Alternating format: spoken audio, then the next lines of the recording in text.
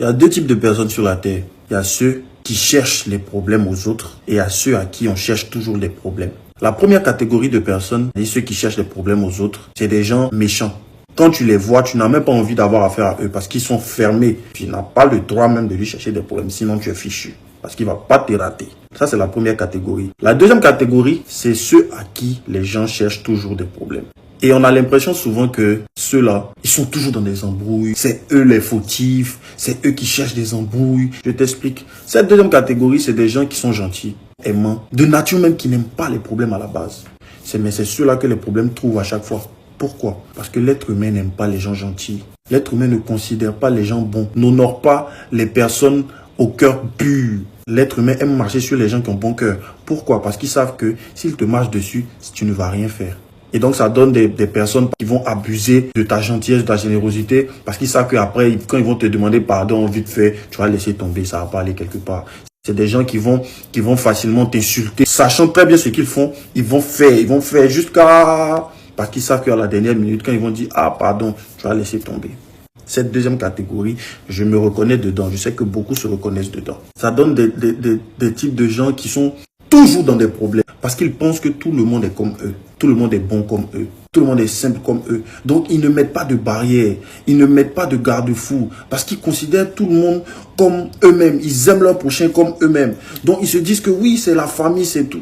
Et c'est à ces gens-là qu'il arrive le maximum de problèmes. Donc, si vous entendez beaucoup des histoires concernant la même personne, tel l'accuse, tel dit qu'il est comme ça, asseyez-vous et puis analysez. Dans le fond, c'est parce qu'il est tellement bon, tellement gentil, qu'il se fait marcher dessus à chaque fois. Et que les gens se permettent de venir salir encore son nom dehors.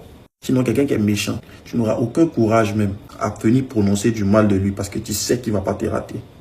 Jésus était une personne simple qui faisait son ministère, guérissait des malades, prêchait le salut. Mais toujours, des gens venaient lui chercher des problèmes jusqu'à ce qu'il le tue un jour. Joseph était parmi ses frères, il a juste expliqué son songe. Et la Bible dit que ses frères l'ont haï jusqu'à vouloir le tuer. Et après, ils l'ont vendu comme esclave. Et il allait dans la maison de Potiphar, il était bien tranquille jusqu'à ce que Potiphar lui confie tous ses biens. Madame Potiphar s'est levée, elle a voulu avoir des rapports avec Joseph, qui a refusé plusieurs fois. Jusqu'à ce qu'elle accuse encore et qui se retrouve en prison. Les gens qui ont le cœur pur, j'ai remarqué qu'ils sont très souvent dans des problèmes. Mais la bonne nouvelle, c'est la fin de la chose. La fin de la chose. Là où les hommes pensent qu'ils t'ont eu parce que tu es bon, regarde la fin que Dieu te réserve. Tu connais la fin de Joseph? Il a gouverné tous ceux qui lui ont marché dessus. Ses propres frères qui l'ont vendu, c'est lui qui les a nourris à la fin. Madame Potiphar, qui l'a accusé, il a régné sur elle comme premier ministre dans son pays. Ceux qui ont crucifié Jésus, aujourd'hui là, parmi eux, certains sont peut-être en enfer, pendant que lui, il règne sur la terre entière pour des siècles et des siècles. Pas te presser. La Bible dit, Dieu n'est pas injuste pour oublier tout le sacrifice et l'amour que nous avons porté pour son nom. Toi qui es accusé à tort et à travers par tout le monde, toi qui es sujet à beaucoup de scandales, faut pas te presser. La justice de Dieu arrive. La Bible dit, ne vous lassez pas de faire le bien, que la méchanceté des autres ne rende pas ton cœur aigri. Continue de faire le bien. Chez nous, on dit le bienfait n'est jamais perdu.